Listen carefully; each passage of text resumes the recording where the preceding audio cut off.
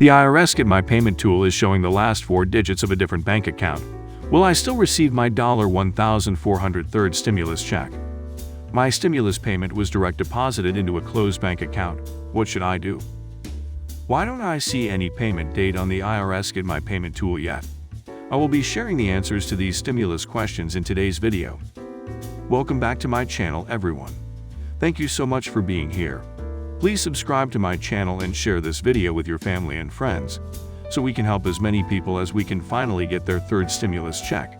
Next Friday, I will be giving away another $50 Amazon gift card. To enter the giveaway, all you have to do is subscribe to my channel, like this video, and comment below. Alright everyone, so some Americans are saying that their stimulus checks were deposited in the wrong bank accounts this weekend. This is horrible news. Now they are going to have to wait longer for the badly needed aid. I noticed that when many of you check your payment status on the IRS website, the last 4 digits of the bank account on file are incorrect. This is an issue that happened during the first and second round of stimulus checks too. This is a technical glitch. Well, according to the IRS, if a person's bank information is invalid or the account has been closed, the bank will return the payment to the IRS, and the agency will mail a check to the address on file. Unfortunately, some of you might have to wait for a paper check in the mail if the Get My Payment tool is showing wrong bank account information. The IRS has said that the issue with wrong bank accounts popping up is due to technique glitches from third-party tax preparers. Thankfully, the IRS will take steps to redirect stimulus payments to the correct account for those affected.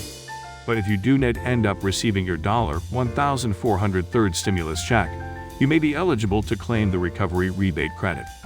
The IRS has announced that for filers who didn't receive a payment in the first 2 rounds or received less money than they were eligible for, they might be able to claim the recovery rebate credit on their 2020 returns.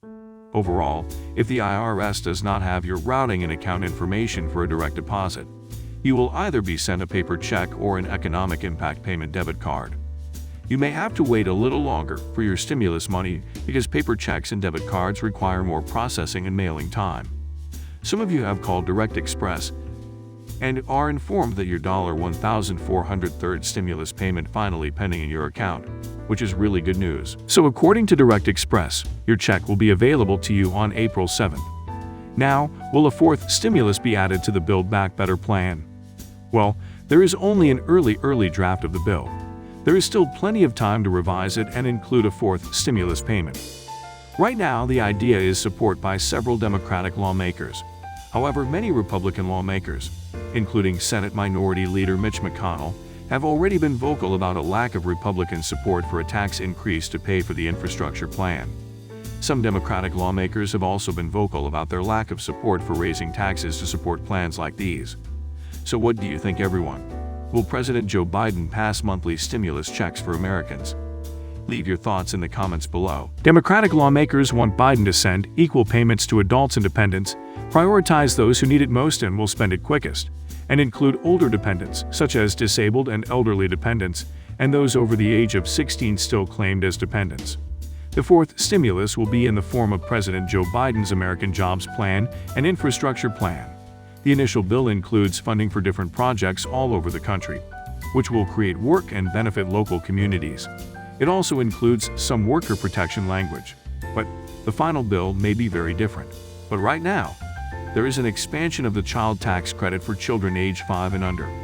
For children ages 6 to 17, the amount will be $3,000 per child. This is instead of the $2,000 per child tax credit for the year 2020. The $1.9 trillion stimulus relief bill increased the amount of the credit, and it changed the distribution from a credit taken at tax time to periodic checks. Right now, the IRS is still working out the details, but families could receive a payment of $250 to $300 per month per child, depending on the children's ages. Leave any questions in the comments below. That is the end of the video, everyone. I hope you found this video helpful. Make sure to enter the $50 Amazon gift card giveaway by subscribing to my channel, liking this video, and commenting below.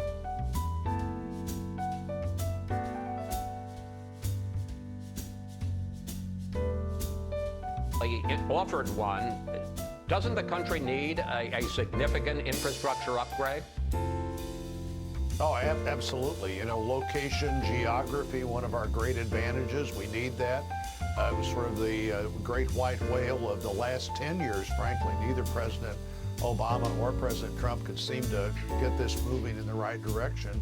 I think there's an easy win here for the White House if they would take that win, which is make this an infrastructure package, which is about 30%.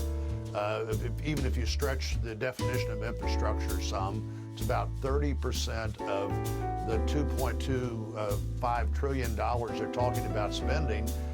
My advice to the White House has been take that bipartisan win, do this in a more traditional infrastructure way, and then if you want to force the rest of the package on Republicans in the Congress and the country, you could certainly do that. You'd still have all the tools available for what is clearly going to turn out to be another purely partisan exercise. I think it's a big mistake for the administration. They know I think it's a mistake, and I also think it would be an easy victory if we go back and look at roads and bridges and ports and airports and maybe even underground water systems and broadband.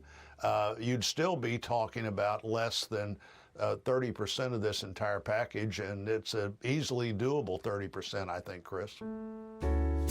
So, Senator, are you saying that you and perhaps some of your colleagues in the Republican Party up on Capitol Hill would support, I'm just quickly doing the math here, $700–800 billion in infrastructure?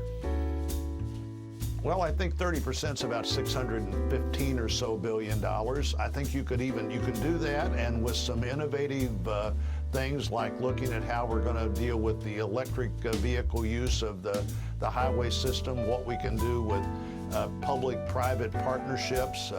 In past Congresses, Senator Bennett, a Democrat from Colorado, and I have introduced that kind of legislation, as Senator Warner from Virginia and I have, where you could get the traditional funding sources and add a few things to them and have a real infrastructure package.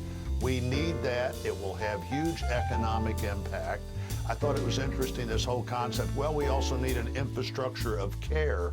Obviously, Democrats have figured out that infrastructure is something we need and something that's popular, and so they're trying to take 70% of this bill and call it infrastructure in a new way than we've ever talked about infrastructure before, and that means you're looking at another partisan package, just like we had with COVID, which, by the way, only a fairly small percentage of that package really dealt with COVID.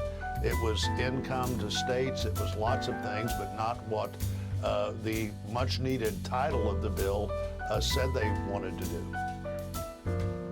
Well, okay, so let's say it's $600–700 billion. One of the questions they're asking at the White House, because Republicans have come out against raising the corporate tax rate, how would you pay for it?